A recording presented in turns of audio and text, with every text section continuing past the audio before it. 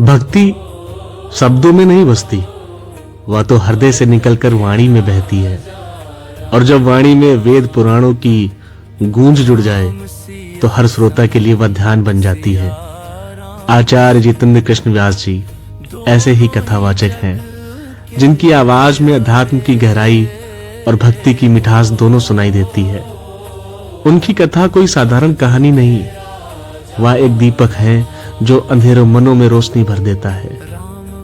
शिव की आराधना में लीन होकर जब आचार्य जी पावन श्लोकों का उच्चारण करते हैं तो वातावरण गूंज उठता है। ओम नमः शिवाय, हर हर महादेव। उस क्षण लगता है जैसे हर सांस में भक्ति उतर आई हो।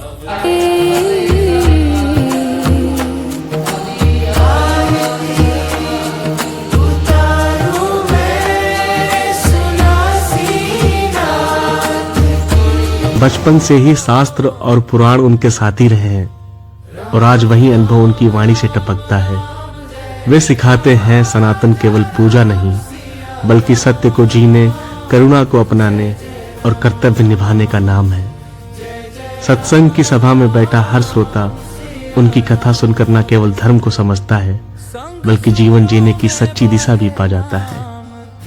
आज उनकी कथा हर दिल को छूती है, हर आत्मा को जगाती है और हर श्रोता को यह एहसास दिलाती है कि ईश्वर ही सत्य है और ईश्वर ही जीवन का सार है। सिया राम, जय जय राम, जय जय राम, सिया राम। जितेंद्र मिश्र, आचार्य जितेंद्र कृष्ण मिश्र व्यास जी कैसे बने?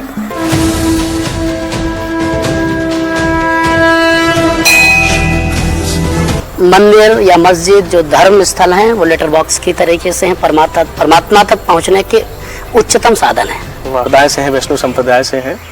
और हाल ही में एक पॉडकास्ट शो में वैष्णव संप्रदाय के जगत गुरु रामभद्राचार्य जी का बयान आता है जी, प्रेमानंद महाराज जी को लेकर कि यदि प्रेमानंद जी संत हैं तो मुझे संस्कृत का एक श्लोक सुनाकर अर्थ स्पष्ट करें। क्या इस बयान में अहंकार नहीं झलकता? क्या संत होने के लिए संस्कृत का ज्ञान होना आवश्यक है? यदि ऐसा है तो क्या कबीरदास जैसा युग प्रवर्तक संत नहीं है? आप भी खुद कथावाचक हैं। कथा सुनाने के नाम पर कथावाचक एक बड़ी रकम वसूलते हैं। आप भी कथावाचक है, क्या यह उचित है? जो भी कंट्रोवर्सी रही हो हाल में, लेकिन रामभद्राचार्य जी के लिए मैं एक बात कहूँगा कि उन्होंने शिक्षा पर बहुत जोर दिया। जहाँ पर आ की मात्रा लगी है और उसका अनर्थ हो रहा है और वो उसी का पाठ कर रहे हैं तो उसका अर्थ का अनर्थ हो जाएगा। भार्याम रक्षित भैरवी की जगह पर भार्याम भक्षित भैरवी पाठ करेंगे तो इसका नुकसान होगा, हानि होगी।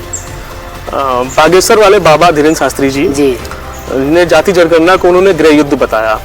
आचार्य जी, क्या जातियों की बराबरी बात करना सचमुच गृह युद्ध है या सच में सच को दबाने का एक तरीका है? हम तो आपके अनुसार अब तक का भारत का सबसे प्रभावशाली प्रधानमंत्री कौन है? ऑप्शन भी है आपके पास, पंडित जवाहरलाल नेहरू, इंदिरा गांधी, अटल बिहारी वाजपेयी, नरेंद्र मोदी। आपके अनुसार सबसे बड़ा समाज सुधारक कौन है? बाबा राव अम्बेडकर, भीमराव अम्बेडकर, राजा राम मोहन हैं। कथा करना बिल्कुल गलत नहीं है, कथा कर सकते हैं आप, लेकिन अपना नाम बता करके कथा करें, स्वागत है।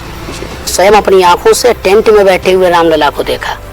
और एक बात का विशेष ध्यान रखना चाहिए, आप कलाम बन के आओगे तो हमारे जो दीवारें हैं घर की उन पे मूर्तियां लगेंगी, लेकिन आप कसाब बन के आओगे तो फिर ठीक नहीं है। इस बात में मैं भी बस इस बात का विशेष ध्यान।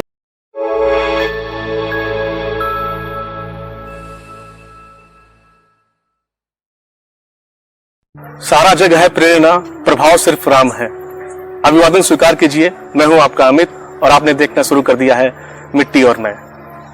आज का पॉडकास्ट एक यात्रा होगी जहां आचार्य जितेंद्र कृष्ण मिश्र जी, जो कि व्यास हैं, और उनकी वाणी हमें धर्म और भक्ति के अद्भुत संसार में ले जाएगी। जय राधा माधव गुरुदेव, कैसे? जय राधा माधव, बढ़िया है। सबसे पहले तो मिट्टी और मैं के सभी दर्शकों को बहुत बहुत शुभकामनाएं और ये बहुत धन्यवाद मंच देने के लिए। बहुत बहुत विचारों के संप्रेषण में ये एक ऐसा पॉडकास्ट होगा जहां सनातन के बारे में, हमें अपने धर्म के बारे में बहुत जानकारी मिलेगी गुरुदेव के माध्यम से। और गुरुदेव, फिर एक बार पूछूंगा, कैसा माहौल लग रहा है? सब बढ़िया, सब ठीक है। सवालों का सिलसिला शुरू किया जाए। बिल्कुल बिल्कुल। जितेंद्र मिश्र, आचार्य जितेंद्र कृष्ण मिश्र व्यास जी कैसे बने, सब जानना चाहते हैं। ये एक यात्रा है जी। जब हम प्राइमरी से शुरू किए, फिर संस्कृत विद्यालय गए, जी। और संस्कृत विद्यालय जाने के बाद विद्यालय कहाँ? आदर्श शीर्षक संस्कृत विद्यालय मल्लावा जी, जो जी। बाजीगंज में है, जिसे हम महाराज दादा के नाम से जानते जी जी, हैं। बहुत पुराना विद्यालय, बहुत पुराना संस्कृत का विद्यालय। हाँ, तो वहाँ गए और वहाँ से ही ये यात्रा शुरू हुई है। जी। और जब तक जीवन में इस शरीर में सांसें रहेंगी तब तक ये यात्रा चलती रहेगी। वाह, बहुत खूबसूरत। ईश्वर सर्वत्र है, तो फिर साधना या ध्यान के लिए किसी विशेष स्थान, मंदिर या मस्जिद की आवश्यकता क्यों पड़ती है? आवश्यकता इसलिए पड़ती है भाई, जैसे हम लेटर बॉक्स में जब पत्र डालते हैं जी। और उसमें एड्रेस लिखते हैं, पता लिखते हैं कि फला जगह वो जाए, वाह, तो मंदिर या मस्जिद जो धर्म स्थल हैं वो लेटर बॉक्स की तरीके से हैं, परमात्मा तक पहुंचने के उच्चतम साधन है। वाह, बहुत खूबसूरत। मोक्ष और स्वर्ग दोनों में क्या भेद है? भक्त का लक्ष्य कौन सा होना चाहिए? मोक्ष होना चाहिए अच्छा। और स्वर्ग स्वर्ग की तो कल्पना नहीं करनी चाहिए। स्वर्ग की कल्पना करने वाले व्यक्तियों को पुनः यहाँ वापस आना पड़ता है, क्योंकि क्षीणे पुण्य मरते विशंति, ऐसा हमारे शास्त्रों में वर्णित है। जब पुण्य क्षीण होता है तो पुनः मृत्युलोक में आएंगे, पाप क्षीण होगा तो हमें पुनः मृत्युलोक में आना पड़ेगा। गुरुदेव का मानना है कि भक्त का अंतिम लक्ष्य मोक्ष ही होना चाहिए। जी। ये एक थोड़ा पेचीदा सवाल है। आप जिस संप्रदाय से हैं, वैष्णव संप्रदाय से हैं, और हाल ही में एक पॉडकास्ट शो में वैष्णव संप्रदाय के जगत गुरु रामभद्राचार्य जी का बयान आता है जी। प्रेमानंद महाराज जी को लेकर कि यदि प्रेमानंद जी संत हैं तो मुझे संस्कृत का एक श्लोक सुनाकर अर्थ स्पष्ट करें। क्या इस बयान में अहंकार नहीं झलकता? क्या संत होने के लिए संस्कृत का ज्ञान होना आवश्यक है? यदि ऐसा है तो क्या कबीरदास जैसा युग परिवर्तक संत नहीं है? संत होना एक अलग विषय है जी और ज्ञानी होना एक अलग विषय है। जी। ज्ञानी व्यक्ति ज्ञान का पंथ, कृपाण का धारा, ज्ञान के मार्ग पर चलते हैं। जैसे कृपाण माने तलवार की धार पर चलने के बराबर है। जी। अब तलवार की धार पर चलेंगे तो कभी न कभी घाव भी लगेगा। अच्छा गुरुदेव, मैं एक चीज आपसे ये जानना चाहता हूँ कि क्या वही लोग संत बन सकते हैं जिन्हें संस्कृत का अच्छा ज्ञान हो? ऐसा नहीं है। ऐसा नहीं संत बनने के लिए तो स्वभाव की जरूरत होती है। तो आपको लगता है प्रेमानंद जी महाराज? क्यों नहीं? वैसे ये प्रश्न करना ठीक नहीं है, क्योंकि हिंदू समाज में एकत्रता होनी चाहिए, एकत्रीकरण होना चाहिए। जी। इन सब बातों का कोई औचित्य नहीं है। दोनों संत हमारे देश के हमारे लिए दोनों महत्वपूर्ण हैं, दोनों धरोहर हैं। कौन क्या करता है, इस लीलाएं हैं परमात्मा की, और इन परमात्मा की लीलाओं में हम लोग मनुष्य हैं, सांसारिक जीव हैं, तो इसमें हम लोगों को नहीं पढ़ना चाहिए। उनकी भक्ति का मार्ग और उनका ज्ञान का मार्ग, दोनों जो अच्छा लगे। गुरुदेव जी ने अपना जो है मत किसी एक को नहीं दिया है, दोनों लोगों को संत बताया, और अच्छी बात है। और दोनों लोग हमारे सनातन के बहुत बड़े धर्म गुरु हैं। बिल्कुल बिल्कुल। आप भी खुद कथावाचक हैं। कथा सुनाने के नाम पर कथावाचक एक बड़ी रकम वसूलते हैं। आप भी कथावाचक है, क्या यह उचित है? देखिए, बड़ी रकम वसूलते हैं ये प्रश्न ठीक नहीं है। जी। मुझे ये लगता है कि मैं नाम नहीं लेना चाहता हूँ, लेकिन गुरुदेव बहुत सारे ऐसे लोग हैं करोड़ों में लेते हैं। क्या भगवान का सुमरन करने में करोड़ों रुपए लेना भगवान में खर्च होता है? साउंड सर्विस पे खत्म होता है, लोग आते हैं, PR टीम होती है, एडवर्टाइजमेंट होते हैं, लेकिन बहुत ज्यादा। देखिए, होता क्या है, इस देश की व्यवस्था यह है कि अगर कोई कुमार गुटखा का प्रचार करने वाला व्यक्ति जी 1 करोड़ 2 करोड़ 5 करोड़ 10 करोड़ रुपए ले तो कथावाचक अगर 2 करोड़ रुपए लेकर के कन्याओं के विवाह कराए, जी, गौशाला पालन करे, वृद्धाश्रम का पालन करे, तो उसमें क्या समस्या है? क्या समस्या है? आप कितना चार्ज लेते हैं अपना पर कथा का? हमारा तो कोई चार्ज नहीं, हमारी टीम का चार्ज है। गुरुदेव, कथावाचक जया किशोरी जी की पिछले वर्ष अक्टूबर माह में चर्चा का केंद्र रही थी। कारण भक्तों को लोभ और लालच से दूर रहने का ज्ञान देने वाले जब संत कथावाचक, और वो खुद डायर ब्रांड, जो बड़ा ब्रांड है, एक बैग प्रयोग करती है उनका, जिसकी कीमत 2.5 लाख रुपए थी। क्या लोभ माया से केवल भक्तों को दूर रहना ही आवश्यक है, कथावाचक को नहीं? महत्वपूर्ण विषय यह है, ये लोभ माया नहीं है। जैसे किसी भक्त ने प्रसन्न होकर के अगर किसी व्यास जी को या पंडित जी को कोई चीज दान में दी, और अगर वो नहीं वो धारण करेंगे, लेकिन जो भक्त होते हैं या जो देखते हैं, उनको कैसे पता चलेगा कि किसी भक्त ने दिए या कथावाचक? और आएगा कहाँ से? आएगा तो भक्तों से। ये भी, लेकिन खरीद भी तो सकते हैं। भक्तों से ही आएगा, खरीदना तो कैसे संभव है? जी, भक्तों से ही आएगा। कोई भक्त अगर देगा और उसको हम प्रयोग नहीं करेंगे तो उसकी भावना आहत होगी। इसलिए प्रयोग करना हमारी मजबूरी भी है, ताकि उसकी भावनाओं का हम सम्मान कर सकें।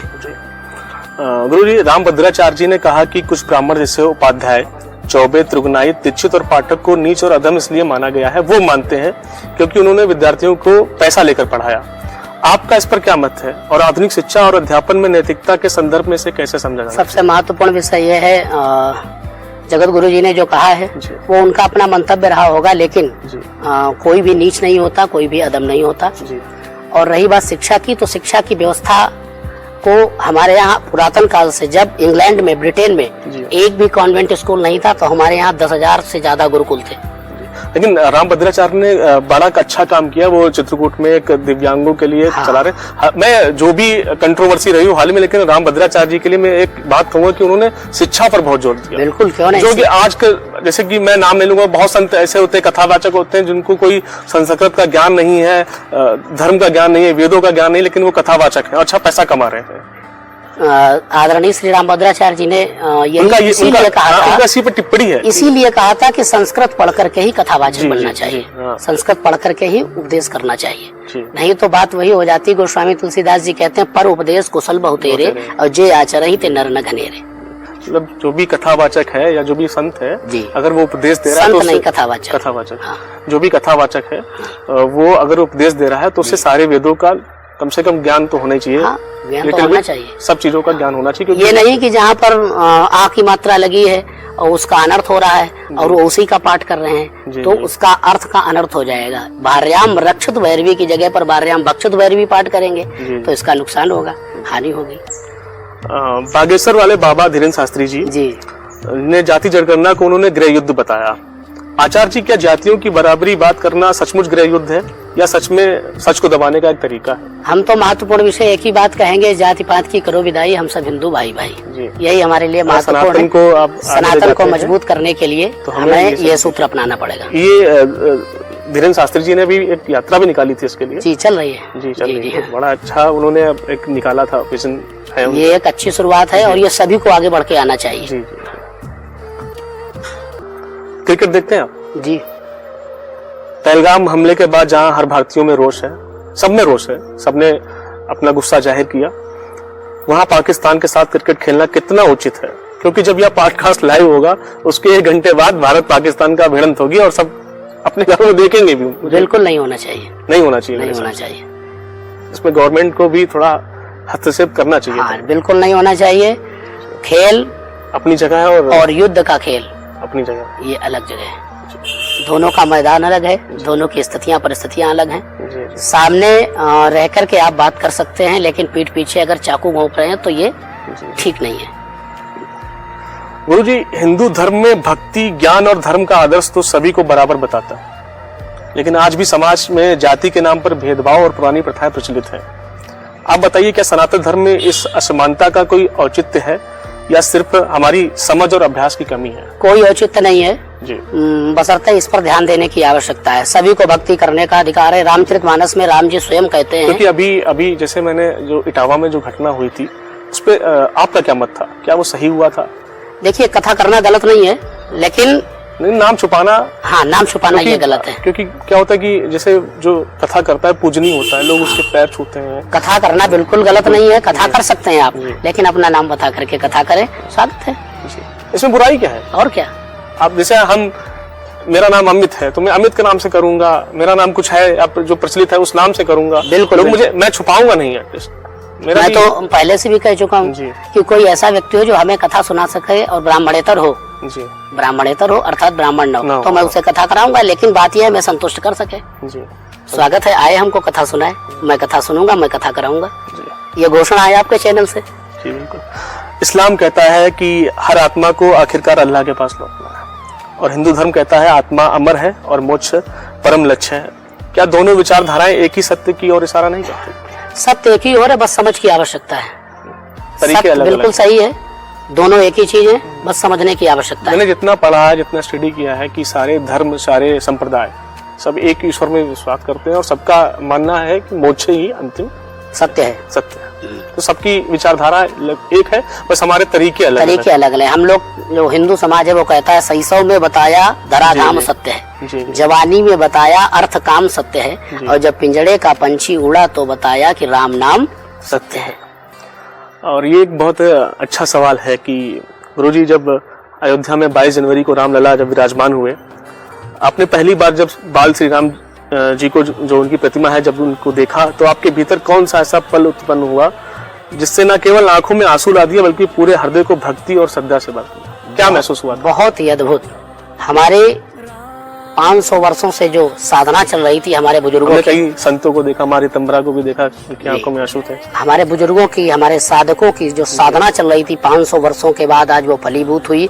और मैंने स्वयं अपनी आंखों से टेंट में बैठे हुए रामलला को देखा। जी। और फिर अभी मैं जल्दी अभी में मैं आपकी जब स्टडी कर रहा था तो आप 4-5 दिन पहले ही मैं अयोध्या गया, तो एक अद्भुत, वो वर्णन नहीं किया जा सकता, अवर्णनीय अद्भुत भाव है और गजब की व्यवस्था है। आपसे मैं 10 दिन पहले मैं गया था। क्या बात। तो जब मैं स्थापना हुआ था तब मैं नहीं गया था, लेकिन जब गया तो मुझे लगा कि कल्पना से ऊपर बना है। कल्पनातीत। जी बिल्कुल, बहुत खूबसूरत बना है और लगातार जिस तरीके से काम चल रहा है और बन ही रहा है। वहाँ की खूबसूरती एक और मैं आपको बताऊं, मैं अभी जब गया, जैसे कि बनारस में हम काफी डेवलप हो गया, जब से मोदी जी आए तब से और हुआ, और बनारस बहुत अच्छा शाश्वत शहर है।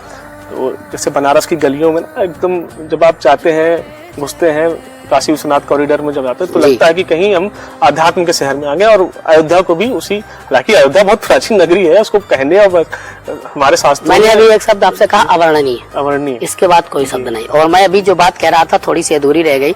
वहाँ जब हम राम मंदिर में प्रवेश करेंगे, गर्भगृह में एक ऐसा पत्थर लगाया है हमारे इंजीनियरों ने, जो पत्थर धूप पड़ने पर ठंडा होगा। अच्छा, पहली बार मैंने अनुभव किया इस बार। मैट पड़ी थी वहाँ, मैं मैट पे खड़ा था, गर्म थी मैट, लेकिन पत्थर पे खड़ा हुआ वो ठंडी थी। गुरु जी, आप इतनी कथा करते हैं, इतनी जगह जाते हैं, देश भर में आप जा रहे हैं। आज मैं देखता हूँ आपके रेगुलर वीडियोस देखता हूँ, फॉलो करता हूँ और बड़ा आपको मानता भी हूँ। और आपसे विनती है कि अपना कोई प्रिय भजन गाकर सुना दीजिए, हमारे लिसनर्स को 2 लाइन सुना दीजिए। उनकी डिमांड थी कि गुरु जी से कोई 2 लाइन सुनवा दीजिए। बिल्कुल बिल्कुल, क्यों नहीं। सभी राम भक्तों के लिए महत्वपूर्ण विषय ये है। मैं एक छंद आपको श्रवण कराता हूँ कि क्षण भंगुर जीवन की कलिका, कल प्रात को जाने खिली न खिली, मलयाचल की सुच शीतल मंद सुगंध, समीर चली न चली, रटले हरिनाम अरी रसना, फिर अंत समय में हिली न हिली। क्यों? कलिकाल कुठार लिए फिरता, फिर अंत समय में हिली न डुली। इसलिए सतत, जैसा कि मैंने भी कहा था कि अंतिम सत्य राम नाम है, ईश्वर है, उसी का ध्यान करते रहें, मोक्ष का मार्ग प्रशस्त होगा। वाह।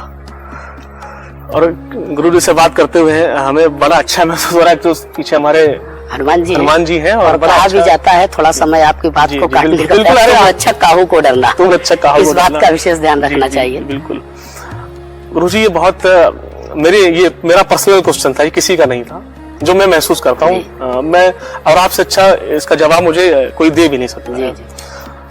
मैं स्वयं महसूस करता हूँ कि कई भक्त मेरे साथ और भी जो भक्त हैं वो महसूस करते हैं कि जहाँ कोई कथा या पूजा का प्रयोजन होता है और जब प्रयोजन समाप्त होता है तो जो उत्साह होता है वह, जैसे नहीं पूजा के पहले या भागवत की कथा के पहले हम सब बड़ा एक्साइटेड होते हैं कि आज बस ये सुनेंगे, आज ये वाला कथा होगा, आज ये वाली लीला होगी, बड़ा मंचन होता है, बड़ा अच्छा लगता है। तो जब आयोजन के बाद जो निराशा में बदल जाता है ना, जब आयोजन खत्म होता है तो ऐसा लगता है भगवान आए थे और अब हमें छोड़कर जा रहे हैं। लगता है जैसे कोई दिव्य शक्ति आई थी और दिव्य वातावरण था और कोई वाकई में ईश्वरीय शक्ति थी जो किसी ना किसी रूप में आई थी और वो अब चली जा रही है और हमारा दिल रूठता है कि अभी ना जाओ छोड़ के। कितनी सच्चाई है इसमें? बिल्कुल 100% सत्य है। ये मैंने वैसे ही अनुभव करिए। जी बिल्कुल, अनुभव करिए। जब कोई बिटिया की विदाई घर से होती है जी, या यूँ कह लीजिए जब पिता अपनी बेटी की विदाई करता है जी, खूब सब व्यवस्थाएं करता है, जी। 25 साल तक पालता है, पढ़ाता है जी, और जब विवाह की तैयारी करता है, सब व्यवस्थाएं हो रही हैं और दूसरे दिन जब विदाई होती है जी, तब पूरा घर शोक में, जी, आंसुओं के सागर में डूब जाता है। क्यों? अब वो छोड़ करके जा रही। भाव तो ये ना जाए लेकिन बेटी को जाना है, क्योंकि बेटियों का जो घर है उनकी ससुराल ही उनका घर है। ये मैं संदेश आपके चैनल से एक और देना चाहता हूँ। बिल्कुल, हम लोग जब भाव विभोर हो जाते हैं कि ना पूजा खत्म हो गई, 5-6 दिन इतना अच्छा माहौल था, प्रभु का सुमरन हो रहा था और अचानक जो है सब बंद हो गया है। लगता है जैसे कि कोई मेहमान आया था, बहुत प्रिय हमारा, खास आया था, जा रहा है। और जैसा कि मैं कहने वाला था कि इस धराधाम का ये एक और महत्वपूर्ण विषय सत्य है कि आया है सो जाएगा। जी, ये भी है। राजा रंग फकीर, जो क्रम है वो तो चलता ही रहेगा। कोई सिंहासन चढ़ चले, कोई बांधा जात जंजीर। ये अभी देख सकते नहीं, हमने गणेश चतुर्थी हुआ था जी, तो उसमें गणेश जी को लाते हैं लोग, बड़ा प्यार से बप्पा की पूजा करते हैं और जब जाते हैं तो बड़ा कष्ट होता है। लेकिन एक चीज और उसमें भी निकल के आती है कि जिस तरीके से गणेश विसर्जन की जो प्रक्रियाएं हैं वो बड़ा दुखद है। कई सारी वीडियोस देखी है मैंने कि ईश्वर को लाते हैं, बप्पा को लाते हैं और फिर गलत तरीके से विसर्जन करते हैं। हाँ, इसका विशेष हमारे हिंदू समाज को ध्यान रखना चाहिए। जब विसर्जन करें तो सम्मान पूर्वक करें। सम्मान पूर्वक करें। बहुत कष्ट होता है। गणेश विसर्जन ही नहीं, अब तो दीपावली में जो मिट्टी की मूर्तियां लाते हैं, जी जी, उनको यथा सम्मान जो जैसे व्यवस्था कुछ ना कर सके तो जैसे जो छोटी मिट्टी की मूर्तियां होती हैं घर में बाल्टी में पानी भर करके रखें और उनमें डाल दें। 15 दिन 20 दिन तक वो उसमें पड़ी रहेंगी, गल जाएंगी और गलने के बाद फिर उनको गमले में पानी डाला जा सकता है। ये व्यवस्था की जा सकती है, इसका ध्यान रखें। इसीलिए मिट्टी की मूर्ति हमारे यहाँ व्यवस्था है, पीओपी की नहीं। जी, पीओपी नहीं गलेगी, मिट्टी गल जाएगी। मिट्टी और नाम भी हमारे आपके चैनल का नाम भी महाराज जी एक मुस्लिम बंधु हैं, उन्होंने अपना नाम नहीं बताया है कि ना लीजिएगा, और उनका एक प्रश्न था जी कि आपके प्रिय अनुज हैं, वो किसी दुकान पे गए होंगे और उन्होंने बोला होगा कि ये सामान मैं इसलिए ले रहा हूँ क्योंकि कहीं और नहीं मिलता है, नहीं तो मैं मुस्लिम के यहाँ सामान नहीं लेता हूँ। आप एक कथावाचक हैं और इस बयान को आप किस नजरिए से लेते हैं? देखिए, नजरिए तो इसमें लगाने के लिए कई नजरिए हैं, लेकिन महत्वपूर्ण विषय यह है मेरी किसी से शत्रुता नहीं है और किसी की किसी से भी शत्रुता नहीं होनी चाहिए, बशर्ते जो राष्ट्रवादी है, जो धर्म प्रेमी है, जो सनातन प्रेमी है, जो एक दूसरे की भावनाओं को समझने के लिए सद्या आगे आता है, उद्यत रहता है, उसके यहाँ सामान खरीदने में कोई समस्या नहीं है। हाँ, लेकिन जिन महोदय ने आपसे प्रश्न किया है उनको भी याद रखना चाहिए, अगर आप राष्ट्रवादी हैं तो स्वागत है। राष्ट्र हित सर्वोपरि। विभीषण, आप मैं एक प्रसंग बताता हूँ। विभीषण रावण का भाई, राम भक्त इतना बड़ा, लेकिन दुनिया में कहीं विभीषण का मंदिर नहीं। क्यों? इसलिए क्योंकि लंका में विभीषण को गद्दार घोषित किया गया। इसलिए देश विरोधी गतिविधियों में शामिल होने वाले लोगों से कोई समझौता नहीं। कोई बुराई नहीं है, देखिए सारे धर्म बराबर है मेरे लिए जी, और मैं सभी धर्मों का सम्मान करता हूँ और कोई भी धर्म गलत चीजें नहीं सिखाता है। और अगर आप अपने धर्म के हिसाब से नहीं चल रहे हैं, क्योंकि कुरान में भी कभी ये चीजें नहीं लिखी, ना हमारे गीता में लिखी है, ना हमारे ग्रंथों में लिखी है, ना किसी बाइबल में, और जो सिखों में उनकी गुरु ग्रंथ साहब है, किसी में ये चीजें नहीं लिखी होती हैं। सब में एक लिखा होता है कि ईश्वर एक है और हमारा जो लक्ष्य है वो मोक्ष होना चाहिए और हमें कर्म करते रहना चाहिए, और बाकी जो भी आडंबर है ये सबको हमें पीछे छोड़ना चाहिए। हाँ, लेकिन एक बात का विशेष ध्यान रखना चाहिए, आप कलाम बन के आओगे तो हमारे जो दीवारें हैं घर की उन पे मूर्तियां लगेंगी, लेकिन आप कसाब बन के आओगे तो फिर ठीक नहीं। इस बात में मैं भी बस इस बात का विशेष ध्यान रखना चाहिए। और रही बात धर्म की, तो हमारा सनातन धर्म, जो लोग कहते हैं नया नया नहीं, सनातन का मतलब तन से सना हुआ। जी बिल्कुल, तन से सना, यहाँ जो पैदा होते हैं सनातनी गर्व है हमें अपने सनातन होने पर, इसलिए हम अपने को गर्वित महसूस करते हैं। गुरु जी, आपसे बात करके बहुत मजा आ रहा है, और आप हमारे शो का जो सबसे मजाकिया जो किस्सा होता है कि रैपिड फायर राउंड, उसमें हम छोटे छोटे से आपसे सवाल करेंगे और हमारे जो लिसनर्स हैं वो भी आपसे छोटे से छोटे जवाब चाहेंगे और बिल्कुल जल्दबाजी में। जी। तो शुरू करते हैं। हाँ जी, बिल्कुल। राम या कृष्ण, राजनीति में कौन अधिक प्रेरक है? राम। क्यों? राम इसलिए क्योंकि राजा थे, वो राजा थे, राजा तो कृष्ण भी थे। महत्वपूर्ण विषय ये है, राम जी अयोध्या से निकले जंगल की ओर, एक भी अयोध्या का सिपाही नहीं लिया जी, और रावण को मार दिया। बिल्कुल। आपके अनुसार अब तक का भारत का सबसे प्रभावशाली प्रधानमंत्री कौन है? ऑप्शन भी है आपके पास: पंडित जवाहरलाल नेहरू, इंदिरा गांधी, अटल बिहारी वाजपेयी, नरेंद्र मोदी। अटल बिहारी वाजपेयी आजाद शत्रु थे जी, कवि भी थे बहुत बड़े। हाँ, कवि भी थे और हमारे प्रेरणा स्रोत भी हैं। बहुत खूबसूरत। आपके अनुसार प्रेमानंद महाराज या जगत गुरु राम भद्राचार्य, जिसका बड़ा संत कौन है? संत की दृष्टि में रामानंद जी, और ज्ञानी की दृष्टि में, जगत गुरु की दृष्टि में रामभद्राचार्य जी। आपने दोनों का जो है, देखो संत तो प्रेमानंद जी हैं। मैं डिजिटल नारद मुनि बनने की कोशिश नहीं कर रहा हूँ, लेकिन आपने बहुत अच्छा जवाब दिया है। तो कोई आप इसमें जो कमेंट आएंगे? संत अगर आप कहेंगे तो प्रेमानंद जी जी, ज्ञान और विद्वान के विषय में कहेंगे तो रामभद्राचार्य जी को बहुत ज्यादा अनुभव, बहुत, मैं तो कायल हूँ उनका कि इतना ज्ञानी पुरुष कैसे हो सकता है। आपके अनुसार सबसे बड़ा समाज सुधारक कौन है? बाबा राव अम्बेडकर, भीमराव अम्बेडकर, राजा राम मोहन राय? दोनों। एक चुनना पड़े तो? अम्बेडकर साहब। रामानंद सागर जी की रामायण या बी आर चोपड़ा की महाभारत, आपको कौन पसंद है? रामानंद सागर जी की रामायण। अयोध्या का दीपोत्सव या बनारस की देव दीपावली, किसे देखना पसंद करेंगे? अयोध्या का दीपोत्सव। कौन सी पंक्तियां दिल को ज्यादा भाई हैं? कुमार विश्वास की राम एकांत है, राम महफिल भी है, राम रास्ता भी है, राम मंजिल भी है, या अमन अक्षर की सीता जी का हर जन्म बचाओ सिर्फ राम है, भाव सूचियां बहुत हैं, भाव सिर्फ राम है। कुमार विश्वास जी की जो पंक्तियां आपने पढ़ी बात राम एकांत है और राम महफिल भी है। गुरु जी, आपसे बात कर बहुत ही आनंद आया और जितना चाहिए था उससे ज्यादा हमको मिला, आपसे सानिध्य जो मिला, जो विचारों का संप्रेषण हुआ, बहुत आनंद आया। और जो हमारे शो में जो भी गेस्ट आते हैं उनके लिए हम कुछ पंक्तियां अर्पित करते हैं उनको, और ये पंक्तियां, 2 पंक्तियां हमारे जो राइटर हैं नितेश अज्ञानी जी ने, उन्होंने लिखी हैं आपके लिए। बड़ा समर्पित व्यक्ति हैं वो, कि कथा का दीपक हैं आप, श्रद्धा का संचार करें, श्रोताओं के हृदय में राम भक्ति की बहार करें। क्या बात है। और बहुत अच्छा लिखते हैं, उन्होंने आपके लिए 2 लाइनें समर्पित की थी। और आज आपकी संगत ने हमारे हृदय की जो भक्ति की ज्योति है उसको और अधिक गहरा किया है। धन्यवाद गुरुदेव।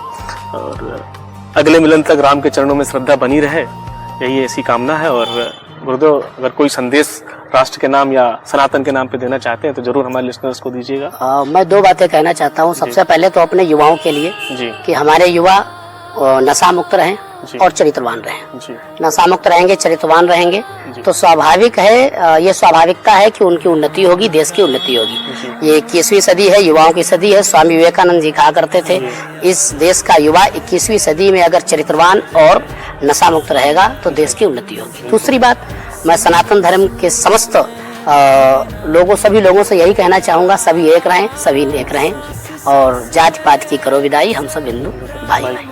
आपको कैसा लगा पूरा? बहुत अच्छा, बहुत बढ़िया। आशा करता हूँ आपके दर्शकों को भी अच्छा लगेगा। जी बिल्कुल। और जीवन के दूसरे क्रम में महाराज जी फिर से आपसे मुलाकात होगी, और तब तक के लिए राम राम, जय राधा माधव जी। और आशीर्वाद दीजिएगा, हमारा जो लिसनर्स हैं वो हमें सुने और आपकी वाणी जो है पूरे जहाँ तक पहुँच पाए, संदेश सनातन का जहाँ भी गुणगान हो पाए, बिल्कुल ना ही अच्छा होगा हमारे लिए। जय श्री राम। जय श्री राम।